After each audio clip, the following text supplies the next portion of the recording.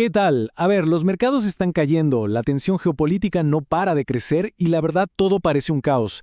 Pero, ¿y si no lo es? En este análisis vamos a intentar atar los cabos de una guerra silenciosa que podría estar pasando justo delante de nuestras narices. De entrada, nos enfrentamos a una pregunta que, la verdad, le da la vuelta a la idea de que todo es un caos aleatorio. ¿Estamos viendo un montón de eventos sueltos o en realidad son las piezas de un tablero de ajedrez mucho más grande? Y aquí, José Luis Cava nos da una pista clave, una idea que podría cambiarlo todo.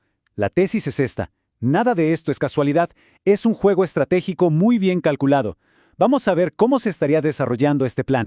Este es nuestro recorrido de hoy. Empezamos con la estrategia global, luego vemos sus consecuencias en la economía real, pasamos a analizar el impacto en los mercados y cerramos con la batalla de narrativas, que es, al final, lo que lo define todo. Bueno, empecemos por la pieza central de todo este tablero, la energía. Lo que estamos viendo podría interpretarse como una estrategia geopolítica muy coordinada para dominar por completo el mercado energético mundial. Esta estrategia, al parecer, se divide en tres jugadas maestras. Primero, se obliga a Europa a depender del gas licuado de Estados Unidos, que es más caro. Segundo movimiento, se posicionan para tomar el control del inmenso petróleo de Venezuela. Y el tercer paso, que es sencillamente brillante, es controlar el estrecho de Hormuz. Pero ojo, no con buques de guerra, sino manipulando los seguros del transporte para ahogar a la competencia. El resultado final, Estados Unidos se convierte en la potencia energética indispensable. Ok, ya vimos la estrategia, pero ¿cómo se traduce esto al mundo real, al bolsillo? Pues estas jugadas tienen consecuencias económicas muy concretas que ya estamos empezando a sentir. Miren, acabamos de conocer unos datos de inflación que son, como mínimo, preocupantes. El índice de precios al productor se disparó mucho más de lo que nadie esperaba. Pero atención, porque estas cifras son de antes de las últimas subidas del precio de la energía, o sea que la cosa podría ponerse todavía peor. Y claro, esto pone a la Reserva Federal en una situación complicadísima. Básicamente, están entre la espada y la pared. Si bajan las tasas de interés para ayudar a la economía, se arriesgan a que la inflación se descontrole por completo. Pero si no hacen nada, la economía se frena y el riesgo de recesión se dispara. Es un callejón sin salida. Con este panorama nos metemos de lleno en los mercados, donde toda esta incertidumbre ha creado una tensión tremenda. Es como un campo de batalla entre los optimistas, los toros, y los pesimistas, los osos, con señales muy potentes tirando para ambos lados. Por un lado, los optimistas tienen sus razones. El mercado ha caído hasta un nivel técnico que históricamente ha funcionado como un suelo. Además, los indicadores nos dicen que el pesimismo es extremo, y hay una cantidad récord de gente apostando a que todo va a caer más. Paradójicamente, esto suele pasar justo antes de grandes rebotes. Pero, del otro lado de la balanza, las señales de alarma también están ahí y son muy serias.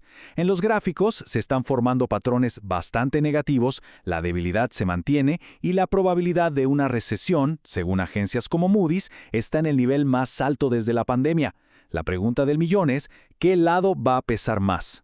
Bueno, ahora hagamos un pequeño desvío y miremos qué está pasando en el mercado cripto, porque aquí la historia que se está desarrollando bajo la superficie es de verdad fascinante y muy contradictoria. Lo que vemos aquí es una paradoja total. Es como si hubiera dos mercados paralelos. Por un lado, los inversores a corto plazo están vendiendo, presas del pánico. Pero los jugadores más grandes, las famosas ballenas y las instituciones, están haciendo exactamente lo contrario. Compran en silencio y sacan cantidades enormes de criptos de los exchanges para guardarlas a largo plazo. Y esto nos lleva al corazón de todo el asunto. Porque este mismo conflicto, el del miedo contra los datos fríos y duros, se está librando a una escala mucho mayor. Por un lado tenemos la narrativa que nos cuentan los medios y por otro los datos on-chain, que es la información pública que está registrada en la propia blockchain y que no miente. En los mercados se usa una metáfora que es la de la pólvora seca. Se refiere a todo ese capital, a todo ese dinero que está al margen, esperando el momento justo para entrar en acción. Y esto no es solo una idea abstracta para nada. Miren este número. Más de 2.200 millones de dólares en stablecoins acaban de entrar a un solo exchange, a Binance. Es la mayor inyección de capital de este tipo desde el año pasado. Una señal clarísima de que hay un poder de compra inmenso esperando la oportunidad. Mientras tanto, ¿qué es lo que escuchamos en las noticias, en la calle? Pues esto, las grandes agencias de calificación, los medios financieros más importantes, todos están empujando una historia de miedo, de recesión inminente, de crisis global. Pero aquí es donde la trama se pone de verdad interesante, porque mientras nos bombardean con esa narrativa de colapso, la propia Reserva Federal de Estados Unidos, ¿saben qué proyecta? Un crecimiento económico del 2.7%. Choca de frente con el miedo generalizado, ¿verdad? Esto nos obliga a preguntarnos, ¿qué versión de la realidad es la correcta? Y así, al final, todos los hilos se conectan. La situación actual no va solo de mercados o de geopolítica. En el fondo, se trata de tener que elegir entre dos historias que son profundamente contradictorias. El miedo nos cuenta una cosa, pero los datos de la blockchain y los movimientos de los grandes jugadores parece que nos cuentan una historia muy diferente. Así que la pregunta final no es tanto qué va a pasar, sino a quién creer, a la narrativa del pánico o a los datos que sugieren que algo muy distinto se está cocinando bajo la superficie.